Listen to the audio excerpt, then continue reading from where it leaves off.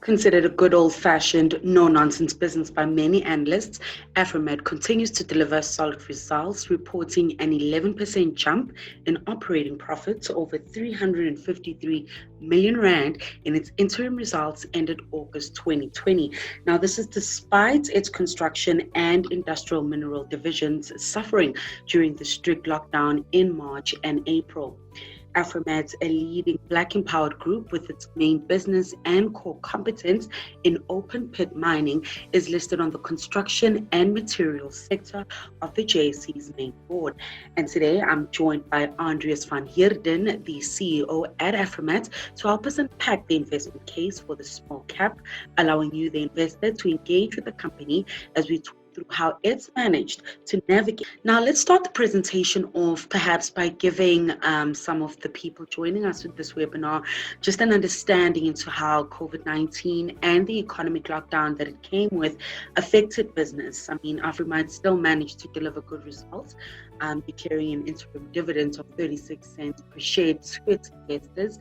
What have been some of those challenges, but also opportunities faced during COVID, and what does business look like post-COVID? I think fundamentally we have a diversification strategy that is working very well. And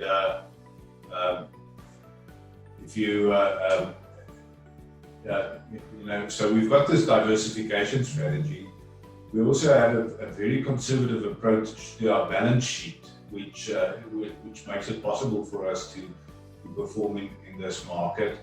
And then there's a very strong focus on our culture, the whole entrepreneurial culture, but also a culture where people feel they are nurtured and they are being developed. That's a real core part of our business. So what I'll try and bring across is that diversification, the balance sheet, and the culture is really helping. If I can quickly just jump in and give you a little bit more about Afrimat. Afrimat is in essence, an open pit mining business. We have a track record of excellence in open pit mining and quarrying.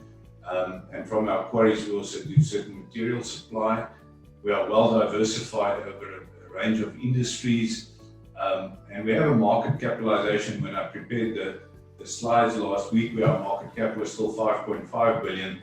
Today it's actually reached 6 billion, so the company has grown a little bit over the last couple of days. But so it's a small to mid cap size business.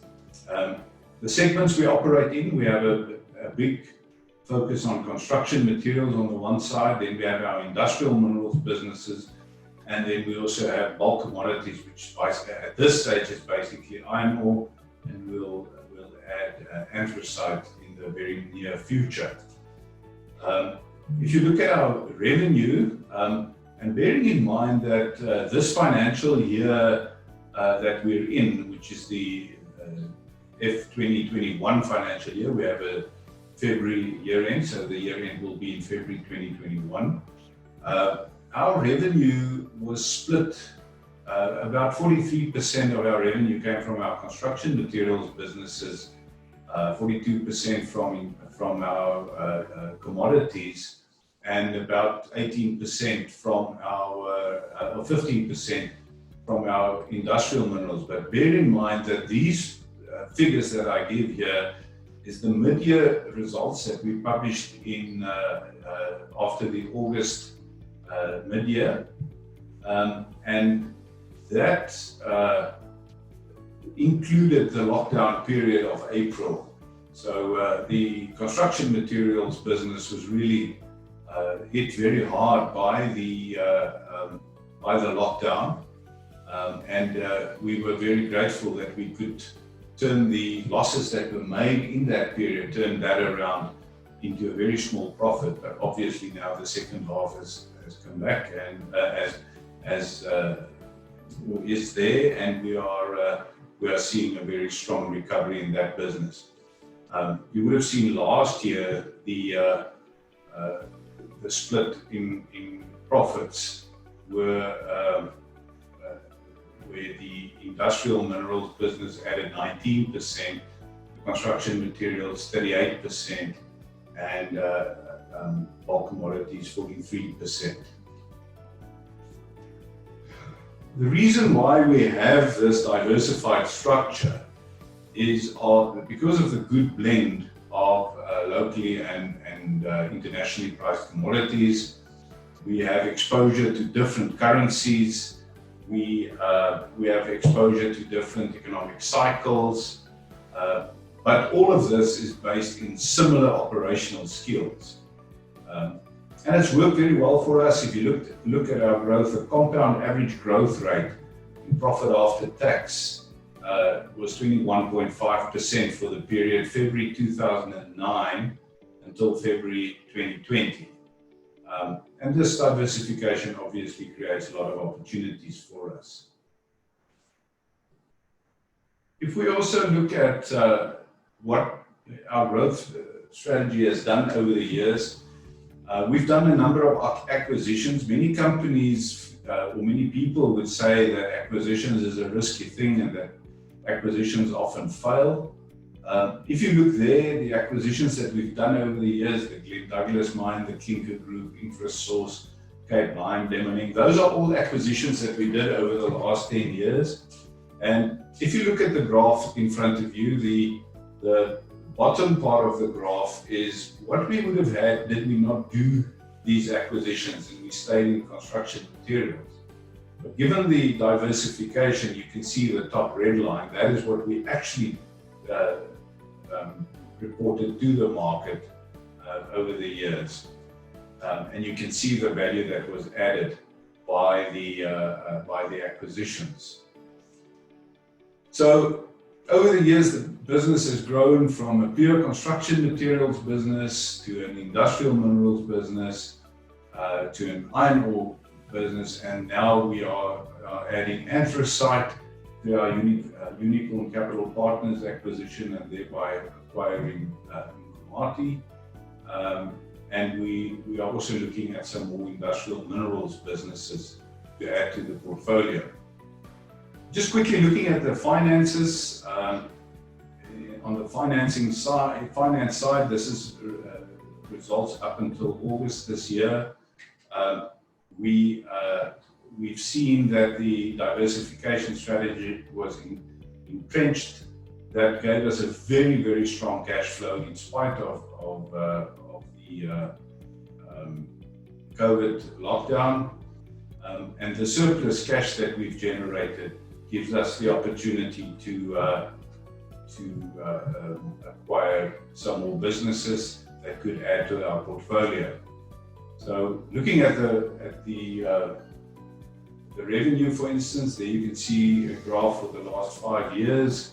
The first half of this year, our total revenue was 1.55 billion rand, and our operating profit was, in spite of COVID and in spite of the lockdown, we saw growth from 317 million rand last year to 353 million, which is roughly about a 15% growth year on year. You will also see the margins.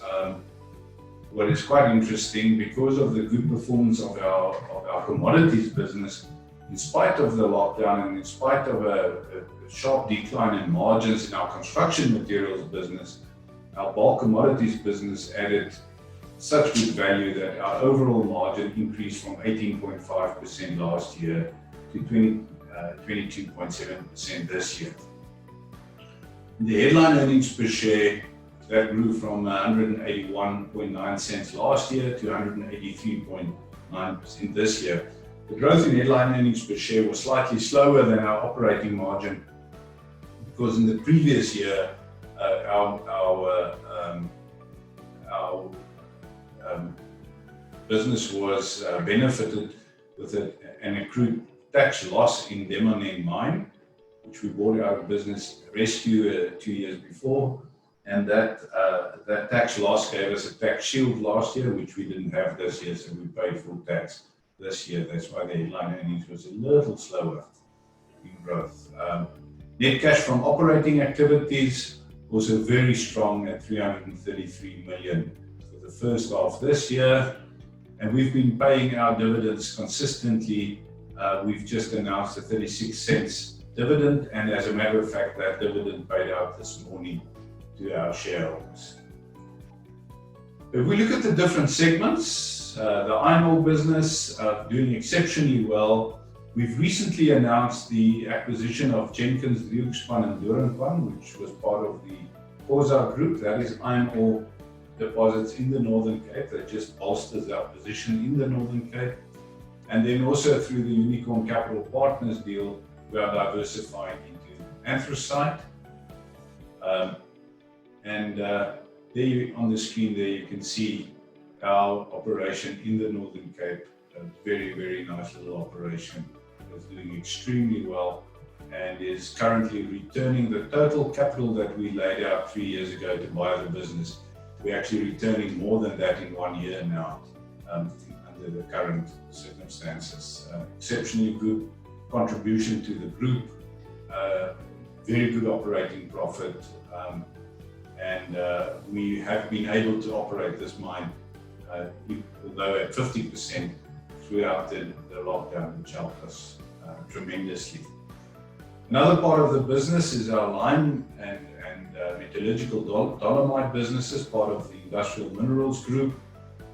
This is a market where we have a very stable takeoff, a lot of opportunities in this market with some exciting possibilities on the acquisition front. Currently about 7% of our operating profit. Then onto construction materials, that's where it all started. Aggregates, that's the sand and stone that is used in construction, in concrete and in road building, that sort of thing. We also operate a few brick and block factories around the country, and we also do ready-mix concrete for the construction industry. There you can see on the picture in front of you, typical ready-mix operation and block and bricks that is typically made in our factories. This business contributed 41.8% of our revenue. Unfortunately, it was hit very hard in the lockdown, so it wasn't profitable for a big part of the year, but at the end of the reporting period, picked up nicely and eliminated all the losses and actually ended up the half year off at good levels. We've actually seen a very good recovery, and you would have seen that other companies like Cashbuild and PPC are also reporting on very strong activity in the building and construction space at the moment. We are also active in Mozambique in the north, where the LNG project is being built. It's the biggest project in Africa. And we are seeing a very, very good recovery after COVID in this sector. In South Africa, being a good financially strong business, being a good operator is not good enough. You need to make sure that you look at all the fronts of sustainability. Health and safety is a very, very important part. As we are a member of ASPASA, they do very stringent audits. You can see how our business has improved over the years. Our average score on their health and safety audit for this year is almost 91%, which is exceptionally good. But we also look further. We look at our people. It is, as I said in the beginning, it's very, very important to have the right culture and having the right people. That there's a lot of money going into development, making sure that our people are developed on various fronts, leadership development, also technical skills. We actually spend almost our current spending on training and development is close to what we made as a profit just a few years ago. So it's quite a big chunk of that. Our social and labour plans are a very important part of the mining environment. A lot of work going into communities, managing the relationships with the communities, but also sharing benefits with them and uplifting the communities the company is quite strong at that and quite renowned for success in this space. We have various programs and job creation programs to support this, and we also, especially on the development of our youth in terms of education and training, is quite an important part for us. On the community development side, we also spend quite a lot on art, sports, and culture, education programs, as I said, skills development in the communities, and trying to uplift as much as we can within the limitations of what is possible for us. The Afrimat culture, very, very important for me. It's probably one of the most important differentiating factors. Creating a caring environment for your people, making sure that the results are met, making sure that the people are well developed, that we keep our entrepreneurial drive, but that we do base it in a good value system, that we maintain good relationships, whether that is with our employees, with our communities that we work in, with the authorities, with the financiers, shareholders, whoever. All those relationships are critical. We have a very strong focus on teamwork, and it's not just a buzzword in our business, it's actually really something that works well, and our results prove that. Very strong focus on empowering our people to be able to do their jobs properly, and we focus very strongly on a winning attitude in our business. So looking at the future, what we've learned over the years, especially when we do acquisitions, we must always look for the weakest link in, because that is where value is being determined. You can have the most powerful mine and the most wonderful product. If you can't get that product to the market, then you don't have a business. So that logistics link could be the critical thing, or the of the staff, or whatever. You must make sure that you understand what is your weakest link. Make sure that you make it as strong as possible. You must always expect the unexpected. We do a lot of work to make sure that we have the right people on board. We don't only look at the spreadsheet and at the numbers, we actually go out there and make sure that we understand the realities of the business that we're in. We don't take unnecessary risks, and we don't sail too close to the wind. We make sure that we generate cash quickly in all our businesses.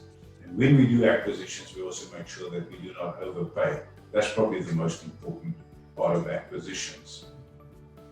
So looking forward, where is Afrimat going? Obviously, the COVID-19 impact is still there, and we're watching it very closely. We do think our iron ore business will keep on performing.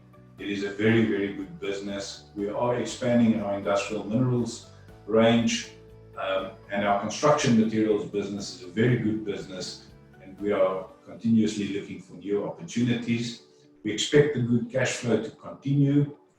The LNG project in the north of Mozambique is ramping up. We are receiving more and more orders there, and we're expecting that business to become quite a star in the near future. But we will remain true to who we are, what we are good at, and make sure that we remain conservative financially. We will execute diligently on the acquisitions that we've done to make sure that our diversification strategy works well. So what I tried to bring across was how important our diversification strategy is, that our strong balance sheet is giving us the ability to grow, and that the values-based entrepreneurial culture in the business is paying off. With that, thank you. If there are any more questions. Thank you very much, Andries. I'm sure that was quite informative to all the investors who would have joined us today had we not had some of those technical issues. But we will be making sure that we share this video with them today. And any other further questions that we do receive will be shared. Thank you very much for your time, Andries. Thank you very much, and thank you for the opportunity.